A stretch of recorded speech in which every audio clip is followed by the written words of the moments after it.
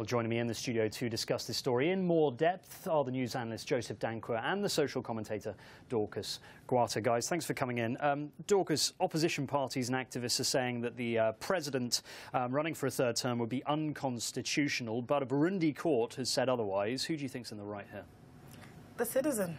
The citizen has a right here. There's a huge divorce, Simon, between what the leadership believes, and this guy's hell-bent on proceeding on to the third, fourth, possibly term, and the citizen. And he lacks global support. He lacks regional support. This is a very dangerous position to be in the African context. When you have a violation of the constitution, you've got a very unhappy youth.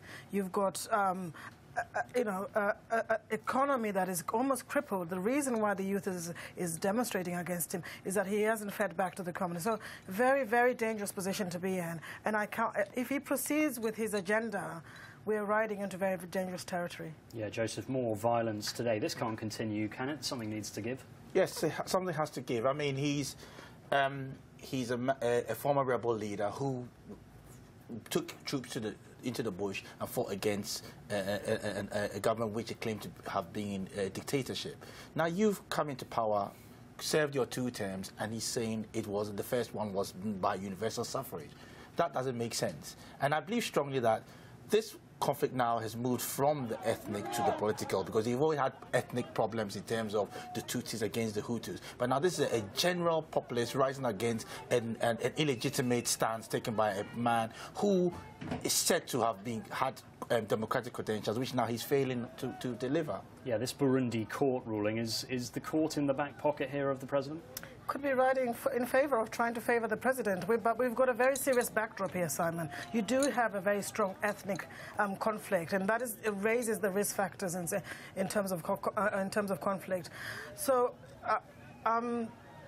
the other point is that there are regional players around this area who are very, very important, and I think need to really step up. Like it or not, Paul Kagame plays a point. Tanzania, which has taken a lot of refugees around the region, really need to step up. And I've always said this again, I wish we had a stronger African Union. This is when it's critical to step in, because if we leave this as it is, if we slide into war, 10 years later, we're still saying to ourselves, why didn't we intervene? Very dangerous territory.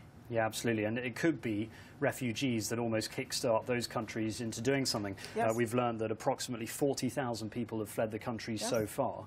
So I'd absolutely agree with you, and I wonder what Joseph thinks about this. Why are those countries they're not doing more? Rwanda, Tanzania, Democratic Republic of Congo, why aren't they stepping in and doing something? Their foreign ministers went to Burundi today.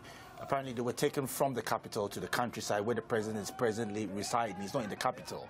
And so they are saying these 4 countries economically are tied to Burundi. They want to build out a railroad line of 1,700 kilometers. And they realize that if there's instability in Burundi, it can affect them economically because of the cross-border shocks. Refugees, economic, migrants and that sort of thing, which then would bring instability to the East African sub-region. So they have sent their foreign ministers in there to talk to him, and then we see what happens from there. But to back what Dorcas is saying, the African Union needs to stand up and be counted in such a situation, because they always hide behind the scene and always appear when everything has been solved by the sub-regional units, which is very wrong. Yeah, Dorcas, this African nation is just 10 years out of an ethnic civil war that lasted for 12 years, of course. Is there potential that we're headed that way if the president doesn't back down?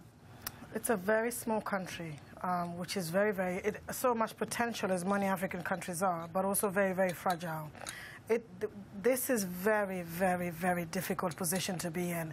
If this small little country erupts into a war, the whole region erupts into a war. Let's get a continental perspective here. Sub-Sahara is already fighting many angles of difficulties. So that has implications on resources. We have Kenya bubbling in the corner. We're just settling an Ebola crisis, which is a war in itself.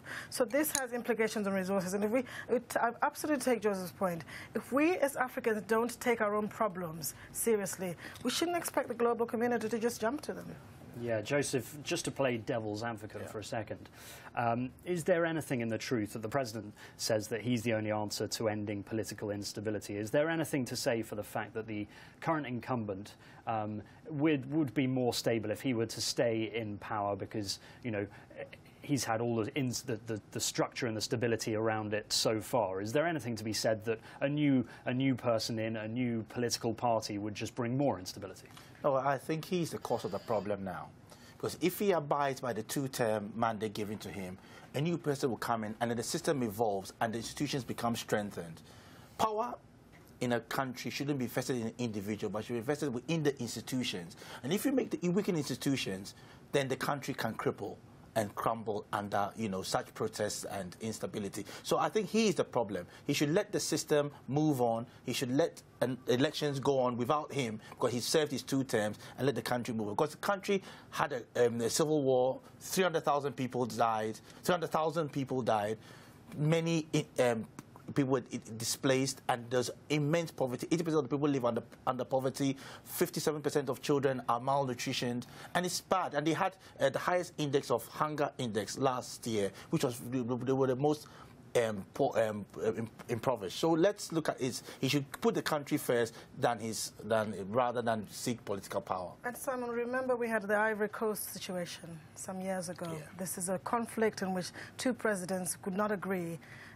Thousands died because 2 men could not agree. This is a very fragile situation. Do you think these elections will go ahead? And if they do you expect them to go ahead without bloodshed? Are they credible if they go ahead? I mean, the conditions which we were holding elections in a population that is already clearly, loudly saying that they don't want you in power. If he pushes on with elections and pushes on with power, he's pushing his own citizens into a huge conflict. I think the only way he will stay in power is to rig the election if they were to have it again. Sure. That's the only way he will stay in power, because you can see that this uprising or this agitation is massive, and therefore he doesn't have the support of the people. So if he were to be wise enough, he just hand it in and he served his 2 terms and let the system roll on. Yeah, it's interesting given the violence and given the protests that he thinks he could win a 4th term. Guys, Dorcas and Joseph, thank you very much indeed for that.